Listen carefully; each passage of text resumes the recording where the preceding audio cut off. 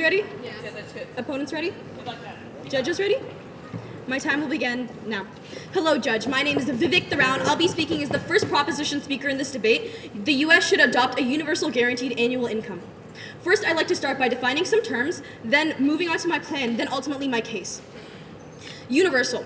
We should define universal as money given to everyone, but it is not the same given to everybody, given their individual circumstances. Guaranteed annual income. A universal guaranteed annual income, or universal base income, is an unconditional cash payment given at regular intervals by the government to all residents regardless of their earnings or employment status. This does not replace citizens' normal wage. It is an additional generally funded by the government. For example, Alaska's UBI was funded by its oil revenue. Universal base income, or guaranteed annual income, is not a livable wage. On average, it is $10,000. Therefore, citizens still have to work. However, they will be given a fallback or a cushion. It is paid to each adult and helps people in poverty. Now I'd like to establish our plan for this debate. We will have the states implement the UBI. This way, the states can fund it similar to Alaska. This system has to be designed with certain key features. In our plan, every American citizen aged 21 and above would get $10,000. $25,000 must be used for health insurance, leaving every adult with $7,500 to pay for food, rent, and other necessities. People can make up to $30,000 a year in earned income without losing a penny of the grant. After $30,000, we will decrease the amount to $6,500, but no lower. This will be funded as well by getting rid of welfare programs such as welfare for single women, community services, block grant, but not Social Security. This will overall cost $325 million. Yes. Okay, so in your definitions, you define this guaranteed income as not dependent on employment status or earnings or any kind of status whatsoever other than age. So how does scaling it based on income basically work with that? I stated employment status, and it's simply because when you earn a lower wage and you start to gain earnings above, this would result in you earning less money. As the more money you make, you wouldn't need as much money, and this would prevent inflation and the raising of the poverty line. And now I'd like to move on to our first contention, which is decreases poverty. By providing a cushion for citizens, and it also helps them afford necessities such as healthcare and food. With this, they are more likely to get a job and sustain themselves. No thank you. In 1981, Alaska was ranked 30 out of 50 states on income inequality. But by 2015, after the implementation of its UBI, they jumped to number 2. Nambia's UBI program reduced household poverty rates from 76% of residents before the trial started to 37% after just 1 year, and child malnutrition rates from 42% to 17% in just 6 months. Yes. Why isn't your plan welfare if you're telling people how to use this money? What if it's a basic income, then you can't tell people what they should use it for health insurance or whatever.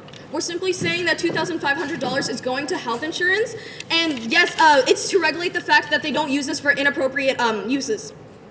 Scott Santens, the member of the Economic Securities Project, says that UBIs at only $1,000 per adult per month would help eradicate extreme poverty in the United States. Kenya's UBI trial led to increased happiness, satisfaction, and reduced stress and depression. If UBI is feasible, helps decrease poverty, gives people food to eat, and benefits the general well-being of our population, then we should adopt a universal guaranteed income. No, thank you.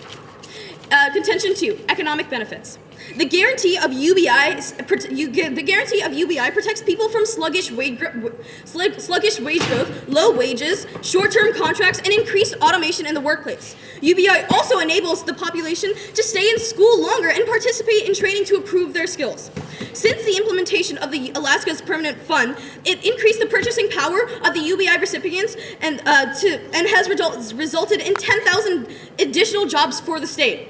Uganda's UBI trial, the youth opportunities, and enabled participants to invest skills in training as well as tools, materials, and resulting in an increase of business assets by 57%. The basic income grant trial in Namibia enabled parents to afford school fees, buy school uniforms, and encourage attendance. As a result, the school dropout rates fell from almost 40% in November 2007 to almost 0% in November 2008. UBIs lead to a better educated society because people can go to college.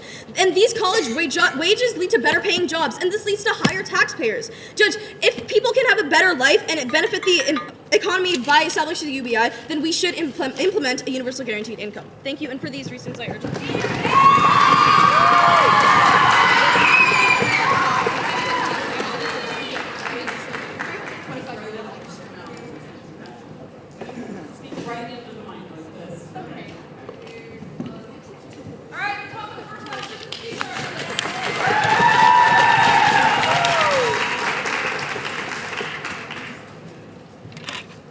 Good evening, everybody. I'm the first opposition speaker of this debate, and in my speech, I'm going to refute my opponent's points and introduce two of my own. They are going to be costliness and corporate welfare. Now, to start off with my refutations, a lot of their plan, as in states carrying it out, for example, will contribute to administrative difficulties because the states will have different policies for implementing, which makes moving really difficult, among other things. So if you have that kind of difference, that's just one negative thing in their specific plan. But as for them cordoning off $2.5 thousand of the $10,000 for just basic essentials, that's not a universal basic income. That's a welfare voucher. That's actually what we're going to talk about. Now, then they talk about how at $30,000 the income decreases to $6.5 thousand, and then after that it just stays there. Now, that's going to contribute to a lot of waste, which I'm going to get into the first part of my first contention, costliness, and actually will hamstring the entire process of reducing poverty, suffering, and increasing quality of life that they seem to hold in such high regard. Now, let's talk about that contention, because yes, it is an important contention, but does it really strike to the heart of the problem? It says that education is important, and that supporting education is important, and that it will reduce lots of the basic problems with life in America. What if you just went straight to education, though? Why do you have to take an indirect route to get to the real problem? Now, what about the economy? They talk about wage stagnation, they talk about mitigating the effects of automation, and that's a really good point. But why do you have to take an indirect route to do the same thing? Sure. Judge, I would like to say that as of now, these welfare programs are not actually directly benefiting these citizens. However, with the implementation of our UBI program, it can directly benefit these citizens and help them overall.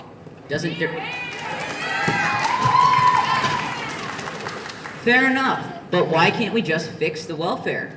Why does it have to be a whole overhaul? Why do we have to cut welfare to pay for their plan? Let's talk about that cost, because there's two parts of that cost. The first part is waste, and the fact that people are going to be getting money that they don't need. Once you're making over $90,000 a year, as 30% of America does, $6.5 thousand is almost a drop in the bucket. It's basically a tax refund for people making over $90,000 a year. Why are they getting that? That doesn't make sense. Why are you wasting 30% of what could be a very powerful pool of money? Why is it going to something that it doesn't even directly address the problems? My second speaker will follow up on that, but keep that in mind. Now, let's also talk about the second aspect, the cost of implementation.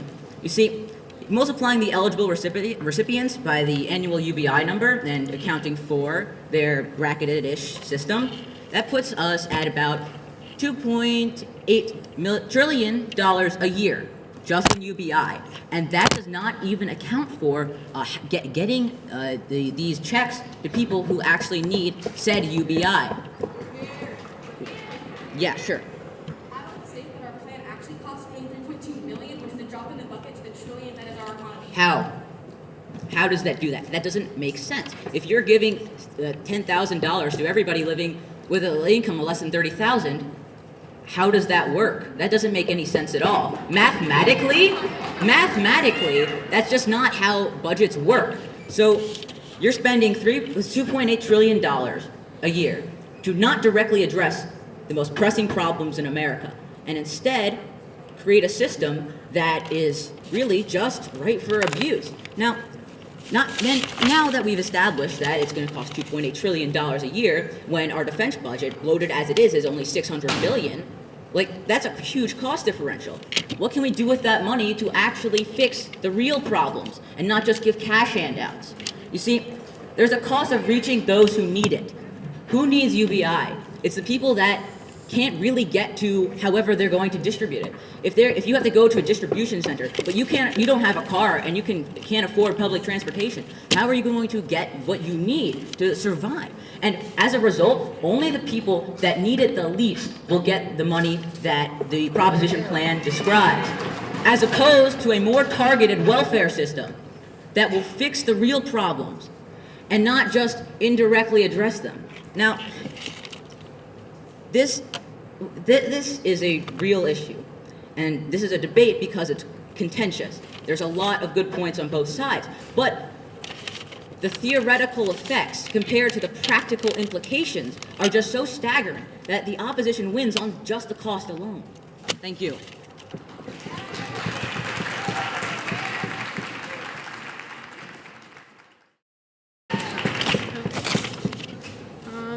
All right.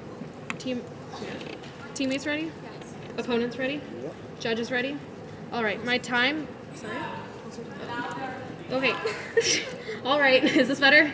Okay. My time begins now. Hello, Judge. My name is Amrita Sahu, and I'm the second proposition speaker on the resolution that the U.S. should adopt a universal guaranteed annual income. I'd first like to start by defending my own case, refuting my opponents, then I shall proceed to elaborating on my two contentions. Judge, firstly, I'd like to point out in which they stated that states will have difficulties implementing these welfare programs, and that will in turn result in people having difficulties moving. However, Judge, since it is a $10,000 to everyone who is below a certain wage, across the nation, since this has been implemented across the nation and it's a nationwide policy, then it will not be difficult to actually move to different states. To our first contention, which was decreased poverty, they stated, why can't you just go straight to education? But Judge, what my opponents fail to understand is that that's too specific. People have different needs. People need money that they can use for their different needs and their specific circumstances. Their second contention was economic benefits, in which they stated that our plan was too indirect and it had too many different routes to getting to the same problem. But Judge, we can't fix, as you can see, welfare programs aren't doing their job. They don't work because they're keeping people, yes? Okay, so if welfare isn't working, I asked this question before and I'll ask it again. Why don't we just fix the welfare instead of this crazy program for 50 different states? Judge, the issue is not with how the welfare programs are being executed. It is in the very foundation of welfare programs themselves. Welfare programs are founded on the basis that you have to meet certain requirements to get those welfare benefits. But Judge, there are people who are purposefully not getting employed just because the money that they're getting from the welfare is outweighing what they're getting from jobs. So their first contention was costliness. But Judge, in our plan, we stated that we would do this, we would implement this universal basic income by getting rid of defunct programs. Now, I'd like to point out some of those defunct welfare programs. Judge, the first one is welfare for single women. And Judge, the welfare for single women program does not work right now because people aren't getting married. People aren't getting married to get those welfare benefits, as I've stated previously. The McGovern-Dole International Food for Education, which is using $202 million over annual budget, not at this time, lacks any evidence that is being effectively implemented. And multiple welfare programs, such as the Minority Business Development Agency, say that it duplicates other programs in the Small Business Administration. Yes.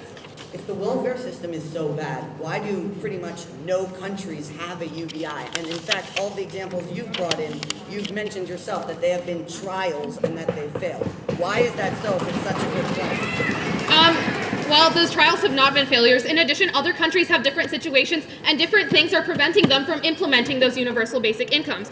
Now I'd like to proceed to elaborating on my two contentions. My first contention is decreased poverty. Judge, by implementing the UBI, we will be decreasing the poverty in our states. Past work from the University, not at this time, of Alaska Anchorage has shown that income from the dividend lifts 15,000 to 25,000 Alaskans above the poverty line each year, with an outsized effect in rural parts of the state. As of February 2015, Alaska's per capita wage was the highest in the nation. 9.3% of Alaskans live, not at this time, live below the poverty line, and 4.3% live in extreme poverty. The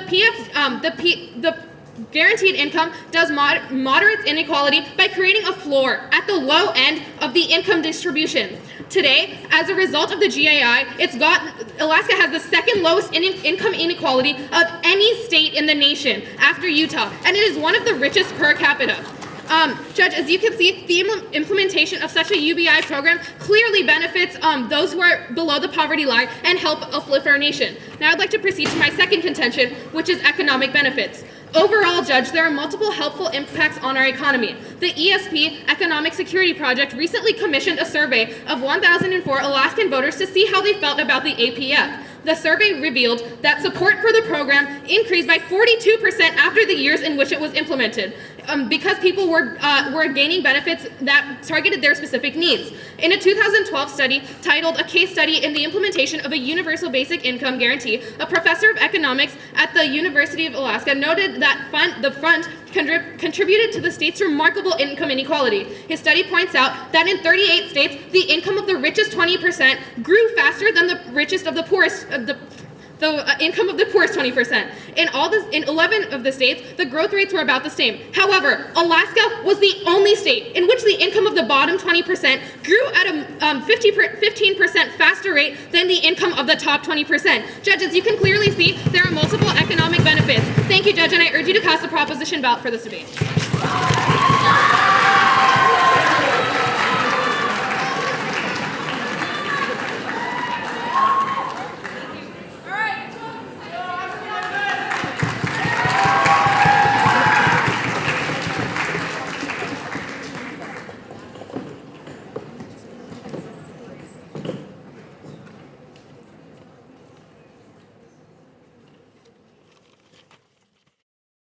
Testing? Okay, great.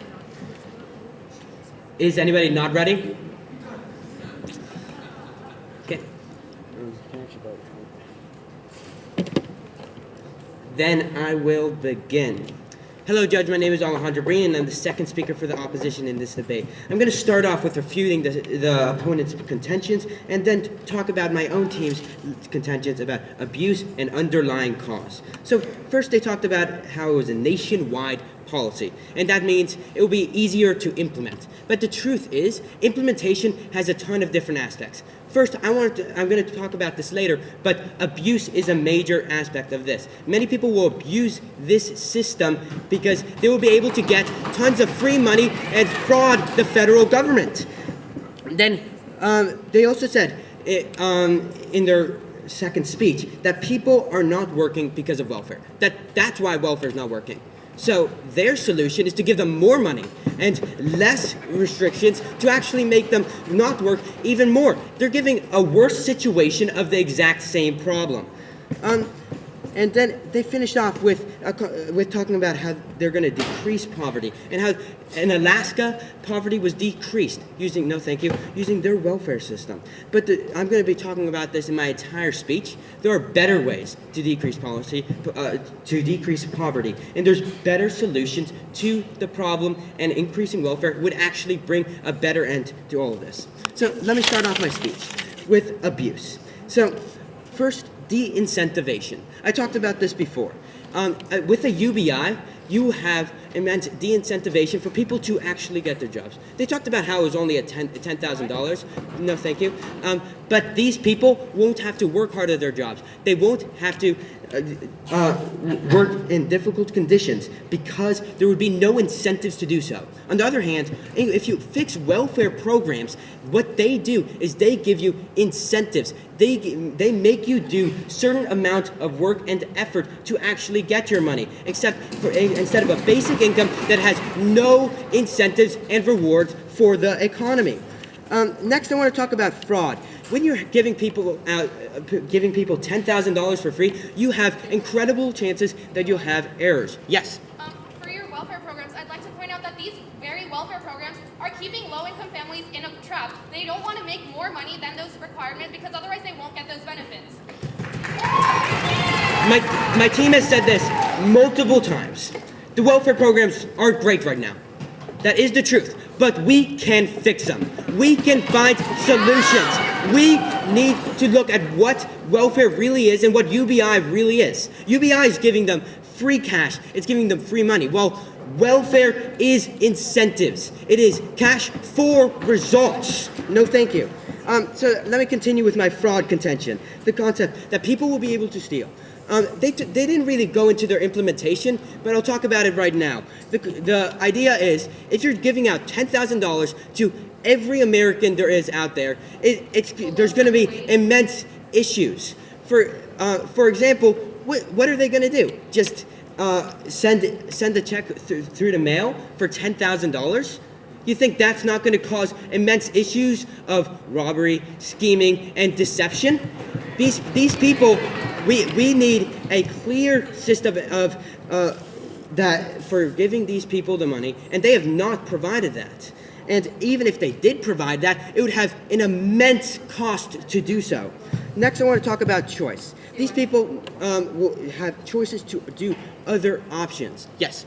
I'm looking at that everything today is done electronically, and therefore, most likely, the government will just put it into your bank account via the internet or electronically. Oh, actually, thank you. Really important.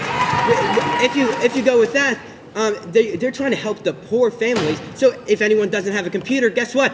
They don't get money. This is their cycles they were talking about. Because either way, with implementation, you're going to have errors. You're going to have people you can't reach, and their plan does not answer these questions. So let me continue with choice. These people have choices to go to do anything with the money. You know what they're going to do? They're going to go to the choices that they most desire, and those and many cases for these poor families are the situations they are now: drugs, alcohol, prostitution, and gambling.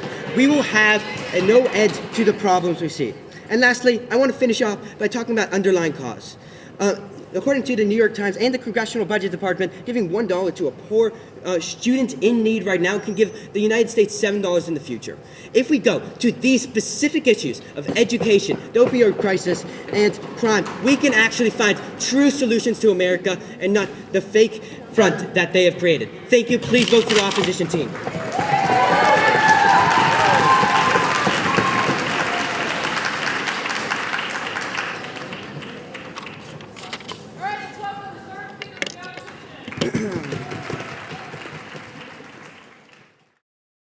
Testing. Okay, great. Everyone ready? Judges?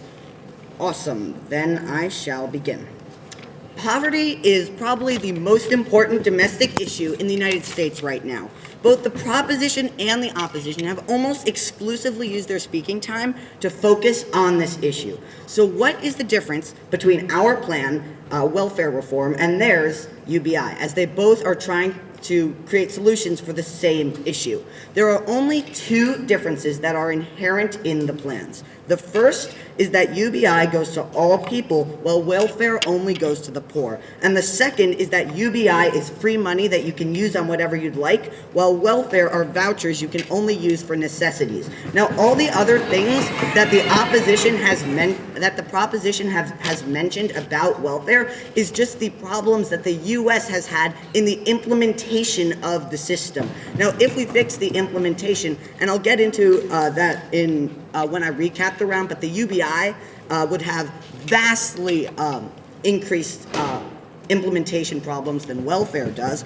But all the other problems that the prop has mentioned aren't inherent to welfare, but are inherent in the U.S.'s implementation of the plan, which is not necessarily the best way to go about it.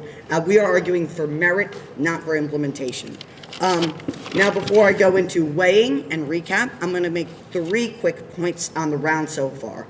First, their plan, which has 2 major issues. First, the $2.5K that must go to vouchers makes it a welfare program, not a UBI. And the second point is the fact that it is dependent on income. But let's ignore all that just for the purposes of this debate, even though that their plan isn't really a UBI at all for those 2 reasons. Now, the second thing I'd like to bring up is the cost of the program, because they said some amount of millions of dollars, but this is just wrong, and I'm going to work through 10 seconds of math with you guys. If 5,000 people go to 300 million people in the United States, add 3 zeros, that's 300 billion, multiply it by 5, you're already at $1.5 trillion. And that is only assuming that $5,000 for each person, and as they said in their plan, this is a very conservative estimate, meaning that their math is just completely flawed. Moving on to the third point, again, about inherent problems in welfare. All welfare is basically money that poor people can use on specific vouchers. With those things in mind, let's move on to recapping the round. As for our points, our first point about cost was refuted by the fact that it wouldn't be that costly, but I think I've covered that with my second clarification. Our second point about abuse and underlying causes as well, they haven't had time to refute, but I look forward to their third speaker refuting those points during their speech. Moving on to the points that the proposition team has brought in.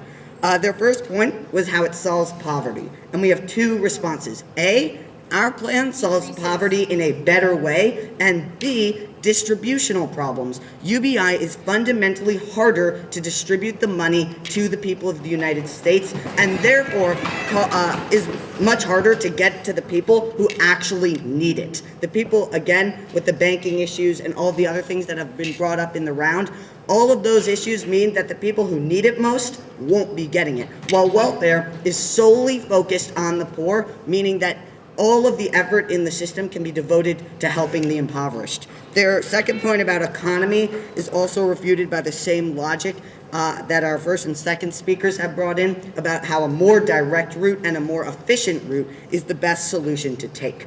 So now to weigh.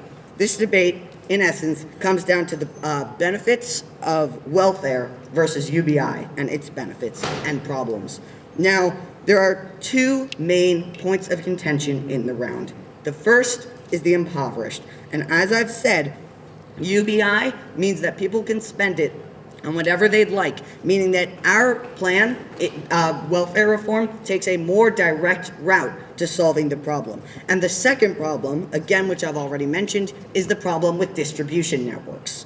Moving on to the even more important issue, which is, by the way, as I mentioned in my POI, why no government has yet kept a UBI since they've all failed miserably, and it's because of the insane cost. In the United States, again, trillions of dollars, that's 30 to 40% of our GDP. That's just insane. I mean, just take that in stride for a minute.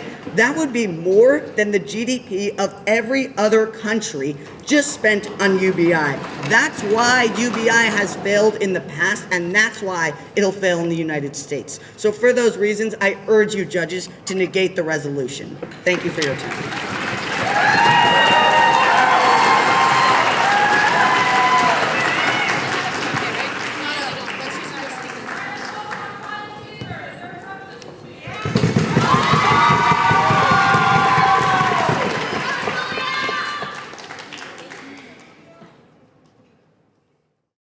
Testing? Okay. Are my teammates ready? Yeah. My opponents ready? Yeah. My judges are ready? Great. Then my time will begin now. Hello, Judge. My name is Julia Lamy, speaking as the last proposition speaker for the debate. And I would like to start off by simply going into the fact that my opponents continually brought up how our $2,500 set aside for welfare healthcare made it a welfare program, but Judge, it's still a UBI because we're just setting that aside for a guide, because those current welfare programs that they keep bringing up have proven to not work. They currently are not working. They've conceded to that. This just gives them a little guide to do what they need to do with their money, since they haven't had to deal with that in the first place. And now, I would also like to go into implementation of it all. Now, my opponents continually brought up the cost and the issue with that, but Judge, we're not creating more money. We're not just creating more money out of thin air. What we're doing is we're transferring the money from these debunked welfare programs and turning it into the money used for this UBI. We are also decreasing it by wage, so it's not just $10,000 for every person in America. It solely decreases per wage. But again, we're not just creating money, we're transferring it from these, again, defunct welfare programs. Welfare costs less. Not to mention, so it's not even exactly a cost, especially since it's eliminating these ineffective welfare programs. Now, also, my opponents brought up how it'd be hard to implement it via the states, but Judge, we're not saying the states are going to set their own guidelines. The states just decide how to fund it. For example, Colorado can fund it using their marijuana industry. Alaska can fund it using their oil industry. And these are all examples of how states are going to fund it themselves. This way it doesn't take too much out of the state's benefit. How are they going to get? Not to mention, they brought up how how they would distribute it and how that would go into fraud. But again, this age is all electronic. Everyone uses electronics to do anything. And so clearly, the government would just simply wire it into a bank account. They wouldn't email it to you. What they would do is they would wire it into a bank account like you would do for any other payment. Now, my opponents, they brought up how welfare would be easier to implement, but first of all, welfare is thousands of programs they'd have to reform, while UBI is simply one. Also, my opponents, they never really stated where they get the money to refund this or to redo it all. They also didn't really say how they would go to the direct source. They never really provided a plan for their own innovation of these welfare programs. Well, we have provided a clear, simple plan for ours. Now, I would like to go into the second issue, which is simply welfare versus UBI. And so, again, we prove that welfare isn't doing their job. If anything, it is a trap. It keeps people under the poverty line because if they exceed, if they get a job, they are suddenly unable to qualify for these welfare programs. This makes it extraordinarily hard for them to survive because they depend on those welfare programs for certain parts of their life. But what it does is it keeps them as a trap, making it so they cannot become self-reliant. And actually, it is forcing them into poverty. And again, my opponents have not proved how they were going to reinvent these new welfare programs. Now, not to mention people have different needs, and when the government's regulating it for them, it's for a general mass spectrum, while if the people could control it themselves, they could perform it for their own simple needs. And that is so much easier because they know what they need to do, what they need to get, while the government only has a general spectrum.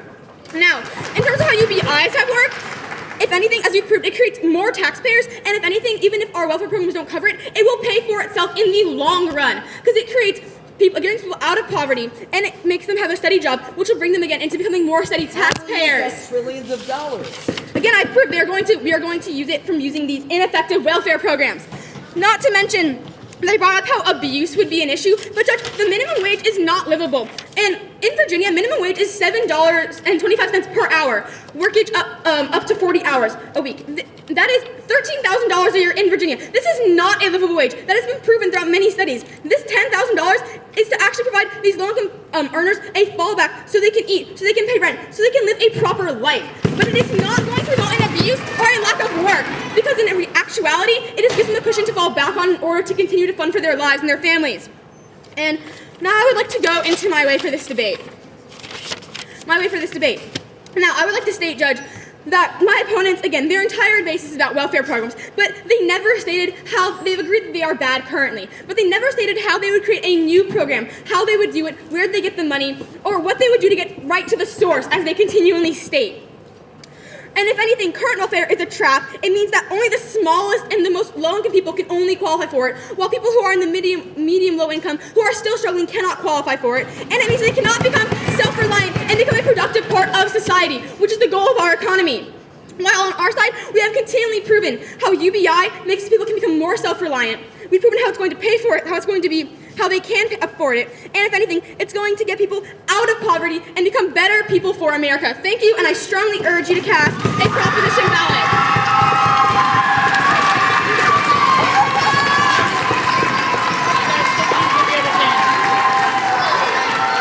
Let's have some applause for both the teams. Applause.